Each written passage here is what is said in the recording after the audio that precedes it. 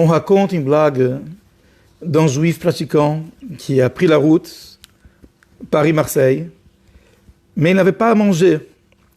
Et donc au bout d'un certain temps, il commence à gargouiller, quand son ventre commence à gargouiller, il commence à avoir faim. Mais après, il résiste, il mange cachère, il n'y a pas de cachère sur l'autoroute, sur l'aire d'autoroute. Il résiste, il résiste, il résiste. Au bout de plusieurs heures, il craque. Et il s'arrête sur une aire d'autoroute, dans un magasin de fast-food. Et il demande à Dieu d'être indulgent et dit « J'espère que Dieu va me pardonner, mais j'en peux plus ». Il s'arrête et il commande un cheeseburger. Et dès qu'il passe la commande, le temps, le ciel, il commence à tourner. Les nuages commencent à venir, les tonnerres, les éclairs, il commence à pleuvoir très fort. Et il comprend que c'est pour lui que ça arrive. À ce moment-là, il se tourne vers le ciel et dit « Maître du monde, je savais que c'était interdit de manger le lait et la viande mélangés, mais je ne savais pas que c'était interdit de commander même. » Il y a un phénomène extraordinaire. La chose la plus profonde chez un être humain, et la chose la plus précieuse, et ce qui définit vraiment un être humain, c'est sa liberté. Il est différent de tous les autres êtres vivants qui suivent absolument un instinct, et qui n'ont pas le choix, n'ont pas le discernement, et n'ont pas la liberté de décision. Ça, c'est l'être humain. La chose qui est plus chère à lui, c'est son indépendance. C'est sa liberté. Aujourd'hui, on voit en Ukraine des millions de personnes se sacrifier pour leur liberté. Sans vouloir dire qui a raison, qui a tort, mais faire partie de la Russie, ça serait mieux. En fait, ils auraient de l'argent, ça se développe, c'est un pays qui est plus fort. Mais ils veulent leur autodétermination et pour ça, ils sont prêts à donner leur vie. Ça, c'est quelque chose qui est très profond, peut-être la chose la plus profonde d'un être humain. Et pourtant, on voit autant de juifs, et de plus en plus, qui rouvent vers la synagogue, vers la maison d'études, ils veulent faire des mitzvot, ils veulent manger kasher, ils veulent garder le Shabbat. Même pendant le Covid, lorsque les musées étaient fermés, les salles de cinéma, et tout le monde respectait. Et pourtant, les synagogues, ils trichaient. Bon, ça, c'est pas ici. Hein. Ici, on trichait pas. Mais les synagogues, ils trichaient, ils faisaient genre, ils ouvraient, ils voulaient absolument, c'était Shavuot d'ailleurs. Shavuot, c'était juste avant quand on levait le premier confinement. Et les gens, ils trichaient, ils rentraient dans la synagogue, il fallait faire ce qu'ils douchent, il fallait qu'ils écoutent la Torah. Ils ne pouvaient pas se détacher de Torah et des mitzvot. Et ça, c'est très étonnant. Encore, si on parlait des personnes qui étaient éduquées de cette façon uniquement et que pour eux, c'était difficile de changer, c'est une chose. Mais aujourd'hui, on sait très bien que la plupart des gens qui remplissent les maisons d'études, les synagogues, les Bate Rabat, c'est des gens qui n'ont pas été éduqués dans Torah et les mitzvot. Ils ont choisi de leur propre gré de venir, d'étudier, de garder les mitzvot. C'est quand même un phénomène extraordinaire. Même en Israël, il y a de plus en plus de gens qui se rapprochent de la pratique des mitzvot, des gens qui ont quitté, par exemple, la Russie, et là-bas, ils ne pouvaient pas faire de la mitzvot, ils étaient dans la pauvreté, et maintenant qu'ils sont en Israël, que c'est un pays quand même qui est développé, et de plus en plus, dans la liste des pays développés, des riches du monde, et là, ils embrassent une vie de pratique de Torah et des mitzvot, et ils sont contents. Et bien, même des personnes... il suffit juste de regarder autour de soi, dans n'importe quelle synagogue, des personnes qui viennent des niveaux sociaux confortables et qui ont choisi de leur propre gré de se rapprocher de la pratique des mitzvot. Et qu'est-ce qui se passe? C'est quoi ce phénomène-là? Et donc, on va essayer d'étudier cela un petit peu aujourd'hui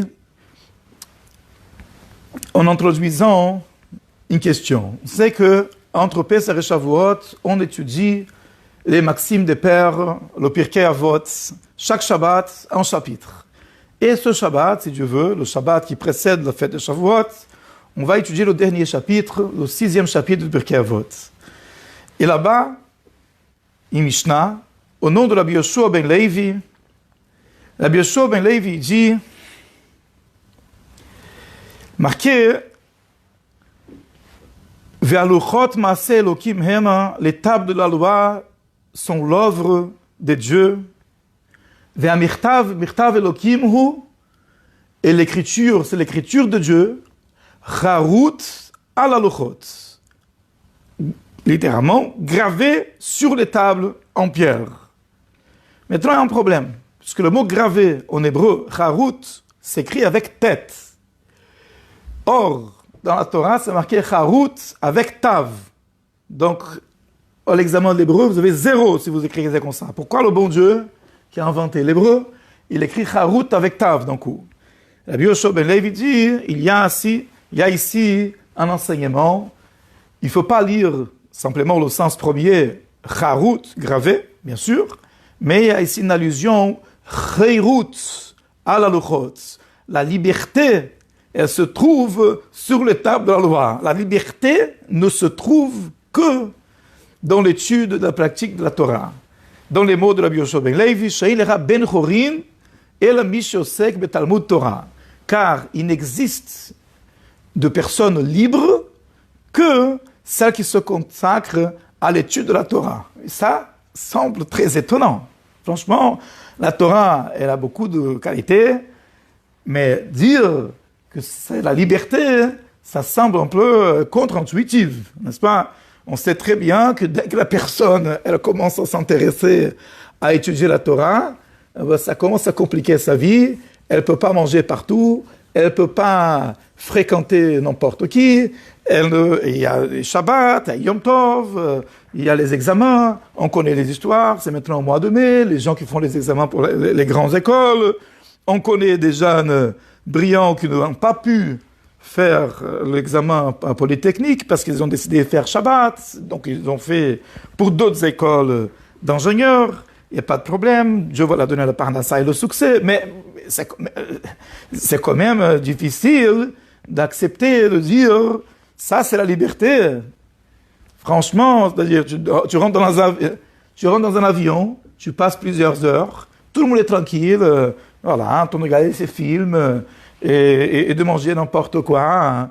Et toi, tu es obligé de te lever et de mettre les tefilines devant tout le monde avant que le coucher du soleil. Et les gens te regardent comme un ovni, avec une boîte sur la tête comme ça, et tu es obligé, parce que tu es obligé de mettre les tefilines. C'est marqué dans la Torah, il faut mettre les tefilines. Donc tout ça, on est d'accord, il n'y a pas de problème. Il y a des avantages, mais dire que c'est la liberté, ça semble un peu compliqué, n'est-ce pas? Et je ne parle pas seulement de notre sensation à nous. C'est-à-dire, venez, on regarde ce que la Torah même, elle dit, comment elle se définit elle-même. Okay? Quand Hachem s'est révélé à Moshe dans la vision du buisson ardent, et il a dit clairement, écoute, voilà, quand tu sortiras ce peuple d'Égypte, vous allez servir Dieu sur cette montagne, parce que ça se passait dans le mont Sinaï. Vous sortez de là-bas, c'est pas compliqué. Ta'avdun et Elokim ala razeh. Et le Rabbeinu Nissim, à la fin du traité de Psachim, il explique Ta'avdun. Ta'avdou, vous allez servir. C'est quoi le Nun à la fin? Au bout de 50 jours, Nun, c'est la valeur numérique 50. Au bout de 50 jours, quand vous sortez de là-bas, hein, vous allez être asservis à Dieu. Vous allez devenir les serviteurs des dieux. Comme la paracha Behar qu'on vient d'apprendre, elle dit que si jamais quelqu'un il décide de vendre sa force de travail durant 6 ans et devenir ce que la Torah appelle un Eved Ivri, un esclave hébreu d'un autre juif, au bout de 6 ans, il doit partir. Et si jamais il décide de rester encore, on va faire un trou dans l'oreille, c'est une dégradation, c'est comme une punition. Pourquoi on le punit? Parce qu'on dit, l'oreille qui a entendu au mont Sinaï, les enfants d'Israël, ce sont mes serviteurs, je ne vais pas dire esclaves, parce que ça c'est très difficile, mais c'est mes serviteurs, Avadaïhem, et il a décidé d'être un serviteur d'un autre être humain, hein. Cette oreille doit être trouvée. Et la Torah dit clairement, c'est-à-dire même quand il y a c'est pas un esclave, c'est un serviteur. Il a vendu ce comme un salarié pour 6 ans. Il a pris d'un coup le salaire de 6 ans et après il commence à travailler. Il garde le salaire de côté. D'accord. Maintenant, il ne faut pas le traiter, la Torah le dit, il ne faut pas le traiter comme un esclave. Il faut avoir un peu de respect. On ne peut pas la mettre en serviteur hébreu sur une pierre sous le marché et dire voilà, j'ai un esclave à vendre. Non, il faut faire les choses de façon honorable. La Torah, elle dit pourquoi ça? Ki libne Israël avadim, avadaihem, asher yotam eretz Mitzrayim, car les enfants d'Israël sont mes serviteurs, que j'ai sorti du pays d'Égypte. Donc la chose, elle est très claire. Et d'ailleurs, c'est la raison pour laquelle le premier commandement, il a dit, je suis l'Éternel ton Dieu, qui t'est sorti du pays d'Égypte. Et là, j'explique, étant donné que c'est moi qui vous ai sorti du pays d'Égypte, maintenant vous êtes asservis à moi. Donc comment peut-on dire une chose pareille, que la Torah, c'est la liberté? Semble bizarre quand même. Alors, juste à titre d'enrichissement, pour comprendre mieux ce qu'on est en train de développer, il faut voir c'est qui a dit ça. Souvent dans nos sikhot du rabbi, pour mieux comprendre la teneur des maximes, des déclarations, le rabbi s'intéressait par l'historique, par le profil du sage qu'il a énoncé. En l'occurrence, c'est Rabbi Yoshua ben Levi. Rabbi Yoshua ben Levi était un personnage extraordinaire, saint, miraculeux, et qui se démarquait par son attachement, par sa dévotion à la Torah. On raconte l'histoire qu'il sortait de la maison, il n'avait même pas le temps de mettre son turban, à l'époque il mettait des turbans, il mettait à peine un tissu sur la tête en tant qu'équipa, pour amener son petit-fils à la maison d'études. Et on lui a dit, mais Rabbi Yoshua, vous sortez comme ça, un grand rabbin comme ça, vous sortez comme ça, avec un simple kippa sur la tête, sans mettre votre chapeau, votre turban de grand rabbin. Et le Rabbi Yoshua ben Levi répond, mais attends, tu sais pas, quand tu apprends la Torah à ton petit-fils, c'est comme le jour où on a reçu le mont Sinaï, Vodadam, Levanera, Levnei Vanera, tu enseigneras la Torah à ton fils et aux enfants de tes enfants. Le jour que tu t'es tenu devant l'Éternel ton Dieu, au mont Sinaï, chaque fois qu'on apprend un verset de Torah à un enfant, notamment à ton fils, à ton petit-fils, c'est comparé comme le don de la Torah. Donc je vais m'attarder à la maison avec mes turbans de grands rabbins, je vais prendre une kippa simple et partir dans la rue, et puis c'est tout. On voit Rabbi Yoshua ben Levi, c'est un personnage qui parlait avec Eliyahu Hanavi tout le temps. Eliyahu Hanavi se présentait à Rabbi Yoshua ben Levi à chaque fois. Une fois, il est parti à Rome, parce que Mashiach était là-bas, le Mashiach potentiel de cette génération, demandait à Mashiach pourquoi il ne se révèle pas tout de suite. Il parlait avec Mashiach, il parlait avec Eliyahu Hanavi. On raconte sur Rabbi Yoshua ben Levi que, ça c'est un matière de débat, il y a des maladies contagieuses. Aujourd'hui, avec le Covid, on a appris un petit peu sur ça. Et il y avait une à l'époque qui s'appelait Ra'atan. Je ne sais pas quand ça correspond aujourd'hui. Ça passait par une mouche, qui, quand la mouche elle touchait quelque chose, qui était en fait contaminé par cette maladie de Ra'atan. Cette mouche-là a touché une autre chose, fais attention, sinon c'est très contagieux, il faut garder distance. Et en effet, la Bana raconte que parmi les sages d'Israël, ils faisaient des intentions. Rabbi Zeira, il ne se mettait pas dans un endroit où le vent il soufflait à partir de l'endroit où étaient en quarantaine ces personnes contaminées par cette maladie. Rabbi Elazar ne rentrait pas dans la demeure où ils étaient, un petit peu comme au Covid, avec la fenêtre fermée, les gens ils avaient peur, a priori à raison, de ne pas rentrer dans le même endroit. Rabbi Asi et Rabbi Ami, ils ne mangeaient pas même pas des œufs qui provenaient d'un quartier où il y avait des gens contaminés de cette maladie, alors que les œufs, ils ont la coquille, à plus forte raison des autres aliments. Tandis que Rabbi Yoshua ben Levi, il se démarquait, il allait enseigner la Torah tête à tête à des personnes contaminées par cette maladie de Ra'atan. Et quand on lui a posé la question, il dit la Torah me protège. Il n'y a pas de problème, je vais, la Torah me protège. Donc, Rabbi Yoshua ben Levi, c'était quelqu'un de complètement surnaturel. On raconte que le jour où est venu son moment de quitter ce monde, l'ange de la mort s'est approché de lui, il l'a reconnu. Et donc il a dit à l'ange de la mort, donc d'abord tu me montres ma place dans le Gan Eden. Il a fait des conditions. En général, on ne peut pas discuter avec l'ange de la mort, mais Rabbi Yoshua ben Levi, il dit, je veux voir d'abord ma place dans le Gan Eden. Donc, puisque c'était Rabbi Yoshua ben Levi, l'ange de la mort, il l'a amené. Il a montré sa part dans le Gan Eden, et Rabbi Yoshua ben Levi, il a sauté dedans.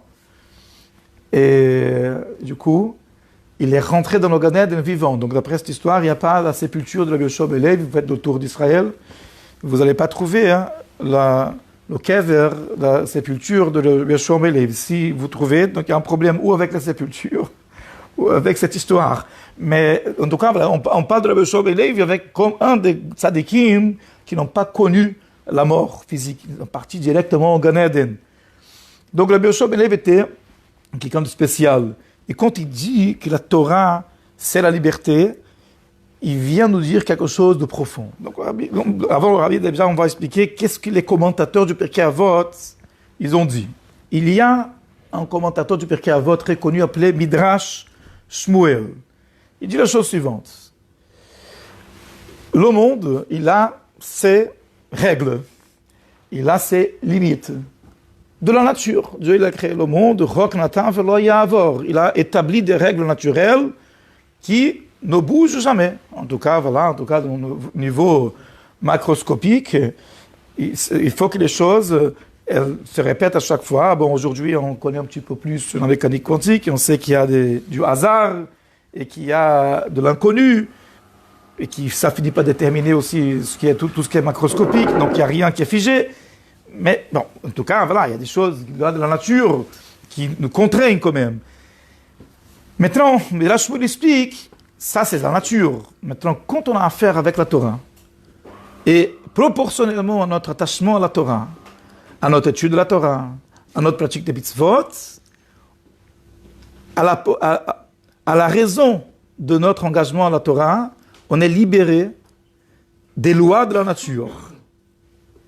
Il explique dans les mots de Midrash Shmuel, le plus la personne s'attache à Dieu, le plus il a sa surveillance collée à lui pour le sauver, pour le protéger, pour être au-dessus des limites de la nature et notamment de l'astrologie. Donc c'est peut-être pour ça la raison que Rabbi Yoshua ben Levi se permettait de faire des choses qui n'étaient pas conseillées, d'après les règles, parce qu'il connaissait son niveau et il savait qu'il était protégé. Et comme on voit même d'autres Amoraïm, ils connaissaient leur niveau et ils préféraient ne pas prendre des risques.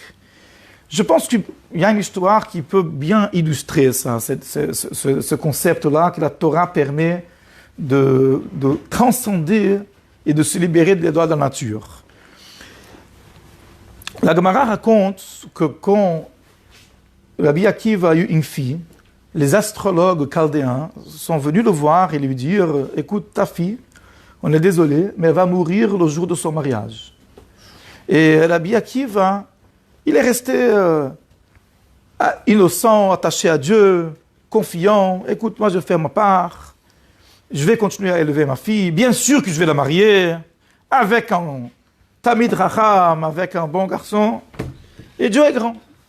Il a fait le mariage. Grande fête, la fille de Rabbi Akiva se marie avec un grand Racham. Mais quand même, il n'a pas oublié l'histoire. Le lendemain, sa fille, avant d'aller dormir, elle avait sorti donc une espèce de bâton que les femmes mettent pour broche, et pour attacher les cheveux, pour faire leur chignon. Et elle avait mis au mur. Voilà, le mur à l'époque, c'était un peu des briques, un peu comme ça. Et comme les favelas aujourd'hui un petit peu, et donc elle avait mis entre les briques du mur, elle avait enfoncé sa broche. Et quand elle se lève le lendemain de mariage, elle veut retirer la broche pour se faire son chignon de nouveau, pour mettre la perruque au-dessus, bien sûr, et elle va attacher les cheveux d'abord, donc ou mettre la broche sur la perruque, je ne sais pas comment elle faisait, mais elle devait sortir la broche. Elle n'arrive pas, la broche ne sort pas du mur, d'entre les trucs. Donc elle ne comprend pas, et elle vérifie que la broche elle est plantée sur la tête d'une vipère. Il y avait un vipère à côté de son lit, dans le mur, qui était donc destiné à la mort, de la piquer et à la tuer. Mais elle a été tuée avec le truc. Donc le Rabbi Akiva est venu la voir quand même, parce qu'il n'avait pas oublié l'histoire. Et sa fille lui raconte cette histoire. Et Rabbi Akiva lui dit, mais dis-moi, qu'est-ce que tu as fait aujourd'hui, dans le jour de ton mariage? Et la Kala, donc sa fille, la fiancée, elle dit, j'ai fait rien de spécial. Mais non, tu as dû faire quelques mitzvahs, une chose extraordinaire. Et donc la fille raconte que dans le mariage, il y a toujours une table pour tout le monde qui veuille manger, pour les pauvres, quoi, pour les gens qui ne sont pas invités, mais les gens qui n'ont pas forcément de quoi manger ce soir, ils peuvent venir, ils peuvent manger, c'est une tzedaka. Donc au milieu de mariage, alors qu'elle était la star du mariage, la fille d'Rabbi Akiva, le mariage et tout, imaginez-vous, elle a vu qu'il y avait quelqu'un qui était à la porte de la salle de fête, mais qui était gêné de rentrer. Il n'était pas invité, il sait qu'il y a une table qui est réservée, mais il était gêné. Et donc elle est sortie de toutes les danses, de tout le paparazzi, elle est sortie à la porte de la salle, elle a fait rentrer ce monsieur. Qu'est-ce que vous avez? Vous êtes déjà? Non, rentrez s'il vous plaît, c'est moi la kala, servez-vous, c'est mon kavod, c'est mon plaisir. Elle a assis, elle a fait manger, et la Akiva lui a dit à sa fille, sache que pour cette mitzvah-là, tu as été sauvé. Parce qu'il a raconté l'histoire, que les astrologues, il a dit que tu étais destiné à mourir le jour de ton mariage. Et voilà, la vipère, elle était là déjà. C'est pas qu'elle n'existait pas. C'est pas que les astrologues étaient bons, les astrologues. C'est pas les charlatans. C'est pas comme aujourd'hui, on regarde un journal de l'astrologie et dit une chose, tu regardes l'autre journal et dit le contraire. Non, c'était pas des inventions. Ils étaient des bons. Ils disaient, la vipère, elle était là, en train d'attendre. Mais le fait qu'elle a fait mitzvah, ça a permis de transcender, de s'attacher à quelque chose qui dépasse les règles de la nature, voir les règles de l'astrologie, et s'attacher avec celui qui est au-dessus de toutes les règles, de toute définition. Et à ce moment-là, elle a été sauvée. Donc ça, c'est la liberté dont parle Rabbi Yoshua ben Levi, selon le Midrash Shmuel, et de façon individuelle. Parfois on voit ça, parfois on ne voit pas, mais en tout cas, de façon collective, ça c'est sûr et certain qu'on peut voir que le peuple juif est au-dessus des règles. Est au-dessus des règles de la nature. Comme disait David Ben Gurion, c'est pas le plus grand rabbin chassidique du monde, mais il disait, mais t'es un juif quand même, et parfois il disait des choses que c'est bien. David Ben Gurion disait qu'en Israël, c'est lui qui ne croit pas au miracle, n'est pas réaliste. Et on voit, c'est depuis le début de l'histoire de l'État d'Israël, on ne vit que sur des miracles. Parfois, on voit moins les miracles, il manquait un miracle dans notre impression, mais finalement, notre existence même est un miracle. Et comme disent tous les historiens, le fait qu'on a pu survivre autant de temps, exilé, dispersé, sous des conditions extrême de persécution, de souffrance, et qu'on continue à vivre la Torah comme nos ancêtres, c'est quelque chose qui est complètement surnaturel. Donc ce point-là, la Torah nous libère, elle nous permet de transcender des limites de la nature. Parfois on le voit dans le niveau individuel, parfois on voit, non, je pense qu'on voit que quand il fait une mitzvah, il sait que cette mitzvah-là l'a fait accéder à un miracle, à une protection divine et surnaturelle. Et donc, pour le vue collective, ça, c'est sûr et certain qu'on peut le constater. Donc, il y a un autre commentaire appelé Tiferet Israël sur la Mishnah, qui interprète ça du point de vue personnel. Il dit comme ça, l'être humain, il a sa nature, il a sa définition, il a ses instincts. Scientifiquement, c'est un primate. Même si on croit à la création, il ressemble beaucoup aux orang-outans, à la souris et tout. Et donc il a, comme tous les animaux, des instincts, des attirances, des choses ce sont des limites qui définissent son existence. Mais donc sans la Torah, la personne est complètement coincée par ses instincts. Le fait de respecter la Torah, ça nous permet de transcender nos propres définitions et de regarder nos propres appétits, nos propres instincts avec un certain recul et pouvoir juger ce qui est bien pour moi et ce qui n'est pas bien pour moi. Et ça, c'est une liberté énorme. Donc c'est vrai qu'on peut se plaindre parce que parfois, faire la mitzvah, c'est difficile, mais il faut se rendre compte que la Torah et les mitzvot nous mettent dans une position de libération, de liberté par rapport à des choses qui pouvaient nous détruire. Une fois, on a demandé à un Baal Tshuva, comment tu arrives à faire Shabbat? Ça c'est interdit, ça c'est interdit, ça c'est interdit. La télé c'est interdit, la voiture c'est interdit, le portable c'est interdit, l'internet c'est interdit. Comment t'arrives à faire ça? Il a répondu, interdit. Qu'est-ce qui est interdit? Il n'y a que les choses permises. C'est permis de rester 24 heures sans regarder le WhatsApp et les news. C'est permis de rester avec sa famille, de parler sans regarder les écrans. C'est permis de se consacrer à l'étude, à la tfila, de voir les amis, de faire Fabrengen, de voir sa famille, de parler avec sa femme, sans que le téléphone sonne au milieu. Il n'y a que des permissions le Shabbat. Donc, c'est-à-dire, bon, voilà, c'est une question de point de vue, comme tu dis. Et le message ici, c'est-à-dire, il peut avoir superficiellement des contraintes, mais la cacheroute, c'est la meilleure façon d'apprendre à ne pas être un esclave de ses instincts naturels, de ses appétits alimentaires, et de savoir ce qui est bon pour moi, ce qui n'est pas bon pour moi, ne pas être asservi, ne pas être assujetti. Je suis capable de manger ce qui est bon pour moi, matériellement et spirituellement, et ce qui n'est pas bon pour moi, ni matériellement ou spirituellement, je suis capable de me retenir. C'est une liberté énorme.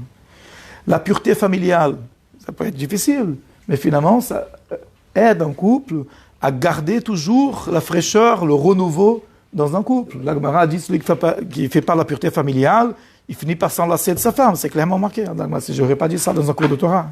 Mais la Gemara, elle le dit. Donc, je ne fais que répéter. Il finit par s'enlacer de sa femme. Après, il faut amener des... Bon, voilà.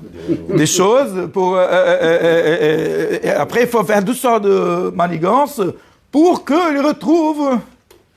Il n'y a pas rien à retrouver. Tu attends 12 jours, tu n'as rien. Tu vois, ça présente rien. Il fait ce qui est marqué dans la Torah, ce qui correspond à la nature humaine d'ailleurs, au corps humain. Tu attends tes 5 jours plus 7 jours, tu peux te dire, mon fils. Au plus de 12 jours, tu n'as besoin de rien du tout. Donc finalement, elle t'impose des limites, mais finalement, elle est en train de te libérer des instincts destructeurs qui allaient détruire ton mariage, qui allaient détruire ta vie. On voit clairement que chez les personnes pratiquantes, il y a moins, il y a quand même, mais il y a moins de problèmes de drogue, il y a moins de problèmes de toutes sortes d'addictions, parce qu'une personne qui fait de la mitzvot, elle est capable, elle gagne cette liberté de rester au-dessus de quoi? De ses propres définitions. C'est énorme. Nos appétits, nos instincts, c'est la définition de notre existence. C'est nous. Et la Torah nous permet d'être au-dessus de nos propres définitions. Il y a une pensée qui vient à l'esprit, je suis capable de l'entretenir si elle est constructive et je suis capable de la repousser. Parce que je sais que tout n'est pas permis. Et ça nous aide à être libres. En fait, Ad in Steinsaltz, il faut l'appeler Even Israël, mais bon, on n'arrive pas donc on dit Steins, donc c'est Even Israël. Une fois, il était en Yeridout chez le rabbi, en entretien privé. C'était un penseur comme ça, vous voyez, donc il parlait avec le rabbi, de philosophie un peu, et il disait, le sujet de la conversation avec le rabbi, c'était que le Beinoni du Tanya, c'est-à-dire la personne qui accomplit toutes les mitzvot, c'est la définition de cette personne-là, personne qui accomplit toutes les mitzvot, qui fait aucune avéra, c'est quelqu'un qui est maître de soi-même. Il a aucun seigneur, à part Hakadosh Baruch Hu, c'est le seigneur de tout. Il est le maître de soi. Il n'y a aucun instinct et aucune attirance dans le monde, d'accord, sans donner des exemples, qui va le imposer à lui ce qu'il va penser, ce qu'il va regarder, ce qu'il va faire. Il est le maître, le seul maître de sa maîtrise parfaite de soi. Ça, c'est la liberté que la Torah elle nous propose d'après le Midrash Shmuel, le Tiferet Israël. Dans le Rabbi, il est allé un pas en avant et expliquer une autre notion intéressante dans cette veine-là. Expliquer la chose suivante. Il y a une différence entre Chofshi et Ben Chorin en hébreu. En français, c'est difficile, hein, parce qu'il a le même mot. Ouais, donc j'ai dû parler un petit peu avec Gemini. Et donc moi et Gemini, on s'est entendu. Et pour la conclusion, en français, comment ça fait quoi? Chofshi, hein, c'est libre. libre de contraintes, libre, par exemple, il fait un événement, entrée libre, besoin de payer, libre de dettes, t'es libre de ton école, t'as fini ton école, t'es libre, voilà. Et Ben Horim, c'est libéré. T'as un potentiel qui doit être libéré. Et pour libérer ton potentiel, parfois tu as besoin de beaucoup d'efforts, beaucoup de contraintes. Mais ce n'est qu'avec ça que tu peux libérer ton potentiel. D'accord? Un sportif de haut niveau. Il n'est pas libre. Il ne peut pas tout manger. Non. Il doit faire des entraînements. Il doit se lever le matin tôt, il fait des entraînements, il y a sa nutrition, c'est exact. Je ne sais pas qui est-ce qui est dans le football et le fort aujourd'hui. À l'époque, c'était Messi, qui encore? Il y a des nouveaux, non? Je sais pas. On parle de Messi encore, on parle de Messi. Donc, Lionel Messi, il est libre et pas libre. Il se lève le matin, il y a les entraînements, Mbappé, bon, je préfère Messi. Il y a les entraînements qui sont très durs, et il ne faut pas manger n'importe quoi, il doit dormir une certaine heure, il doit se lever une certaine heure. Donc, libre, il n'est pas libre.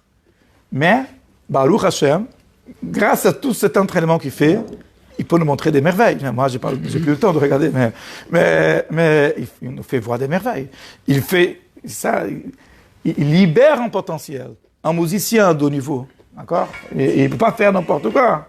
Il doit s'entraîner, il doit être là, il doit être en forme, un tennisman de haut niveau, il doit être en forme. Mais en respectant tout ce dont il a besoin pour libérer son potentiel, là, il arrive à la libération. Ce n'est pas la liberté, peut-être, mais c'est la libération.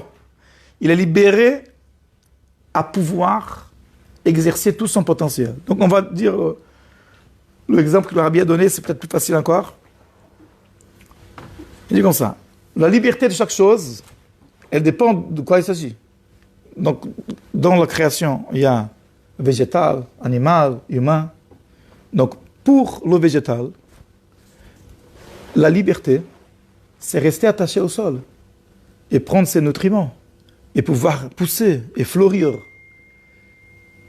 Si tu dis à un végétal, je vais t'arracher du sol, je vais t'amener promener, tu l'as tué.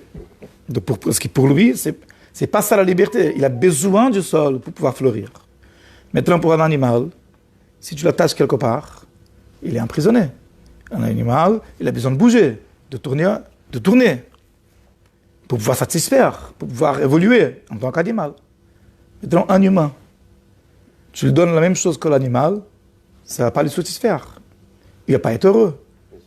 Donc tu donnes un humain, il va être dans la jungle, il va manger des bananes toute la journée, il va tourner autour, ça ne va pas le nourrir intellectuellement, spirituellement.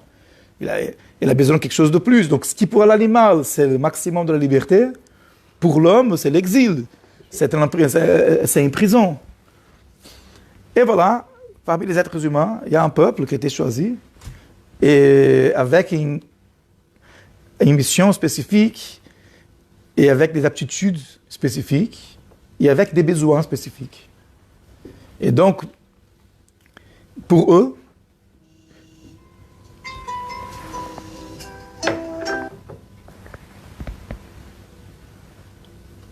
ce qui peut satisfaire à d'autres, ça ne peut pas les rendre heureux. Ils ont besoin de tefilin. Ils ont besoin de kasher. Ils ont besoin du Shabbat. Ils ont besoin d'étudier la Torah. Et sans ça, ils ne peuvent pas libérer leur spiritualité, leur spécificité, leur essence. C'est comme tu laisses Mozart sans un piano. Donc tu lui donnes un ballon. Donc pour quelqu'un d'autre, un ballon c'est super, mais pour Mozart, sans piano, ça va pas le faire. Pour lui, c'est pas bon. Il ne pourra pas libérer son potentiel, dévoiler ce qu'il est en profondeur. Donc la Torah, certes, elle est contraignante dans plusieurs aspects, mais c'est la manière que nous avons de nous attacher à Kadosh Baruch Hu et de dévoiler notre Neshama et d'atteindre la véritable liberté.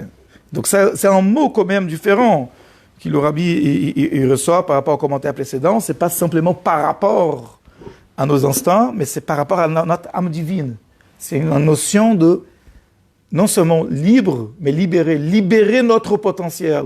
Pour libérer le potentiel d'une personne, il a très souvent besoin de beaucoup de contraintes, paradoxalement. C'est comme se dire, est-ce que c'est facile d'être marié? Est-ce que c'est bon d'être marié? Voilà, question pour un champion. Est-ce que c'est bien? Est-ce que c'est une bonne chose d'être marié? Est-ce que c'est une bonne chose d'avoir des enfants? Ben, c'est super. Tu te réveilles à 3h du matin, il faut remplir des biberons, si tu allaites, il faut allaiter. Donc, facile n'est pas facile. Mais il n'y a pas un plus grand bonheur que construire un couple, construire une famille. Mais il faut se lever tôt. Il faut aller bosser. Il faut aller mettre le pain sur la table.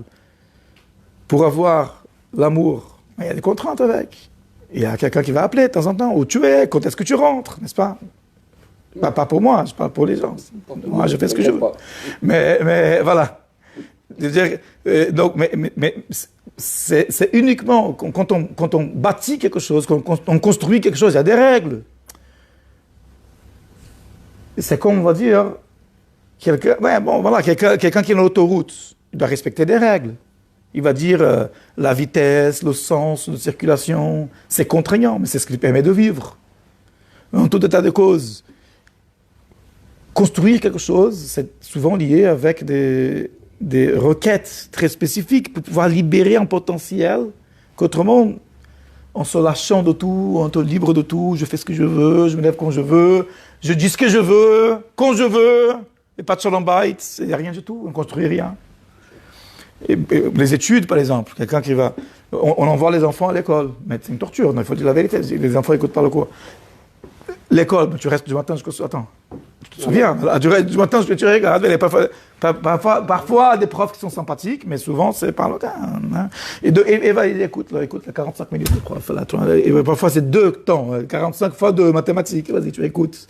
C'est affreux, ça fait longtemps, mais c'est affreux, il faut dire la vérité. Et pourtant, on les envoie à l'école, pourtant. On les envoie à l'école. Pourquoi on déteste nos enfants? Non, on sait que c'est que de cette manière-là qu'ils vont pouvoir grandir et réaliser. Se réaliser, libérer tout leur potentiel.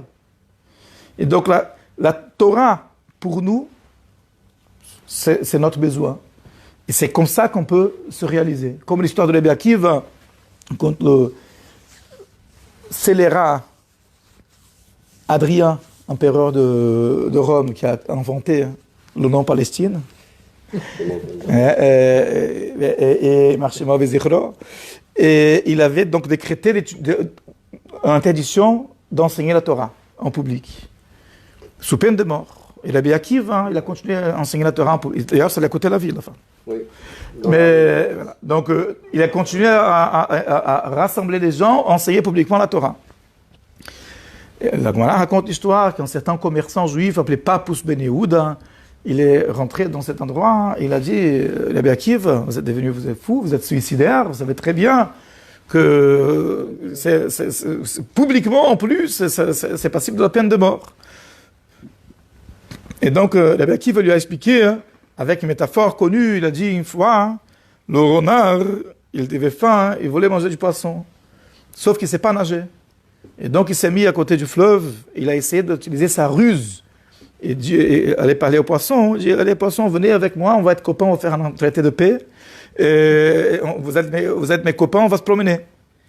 Et donc les poissons, ils sont sortis la tête de l'eau, il a dit, toi tu es le plus rusé des animaux, t'as les plus bêtes de tous les animaux, les plus khmar de tous les animaux que tu es.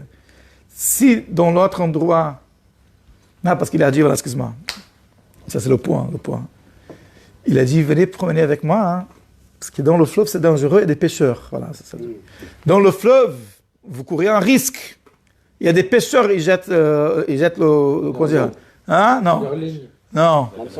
Le filet. Ils jettent le filet, et c'est dangereux. Chaque fois, vous voyez, des gens, ils se font attraper par le filet. Sortez avec moi, faites comme moi, on va se promener, on va devenir copains. Et donc, là, les poissons, ils ont dit, tu es le plus intelligent des animaux, tu es le plus obtus des animaux.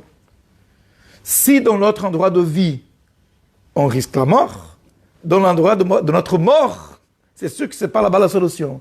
Donc, Rabbi Akiva, il a dit, pareil, on va arrêter d'étudier la Torah. C'est quoi cette vie? Ça ne va pas me permettre à moi de vivre, c'est pas une vie. Donc, si j'étudie la Torah, peut-être je vais mourir, peut-être que non, j'en sais rien. Maintenant, si j'arrête d'étudier, ça c'est sûr et certain que ça c'est pas la vie pour moi. De toute façon, mon existence, elle s'arrête là. Et donc, pour répondre à notre question, la Torah, c'est la liberté. Peut-on dire que la Torah, c'est la liberté? Donc, d'après ce qu'on voit, d'après ce qu'on a étudié, oui, on peut dire que la Torah, c'est la liberté. Ça dépend comment est-ce qu'on comprend. Le libre, c'est pas simplement n'avoir rien à faire, n'avoir une contrainte. Liberté, c'est une question de transcendance et c'est une question de libérer son potentiel. On n'est peut-être pas, on n'est pas libre, mais on est libéré de pas mal de choses. On peut libérer notre neshama et libérer notre potentiel et libérer notre vocation et notre essence pour qu'elle puisse se réaliser, pour que nous puissions nous réaliser. Et ça, c'est la plus grande liberté. Donc, est-ce que c'est facile de faire Torah mitzvot? Non, il faut dire la vérité. C'est pas facile, mais c'est bon. Et c'est pour ça que de plus en plus de gens s'y intéressent, parce qu'ils sentent la douceur, le plaisir de la Torah. Avec qui on puisse recevoir la Torah avec joie et pnimiyut, intérieurement, profondément. C'est ça la vraie.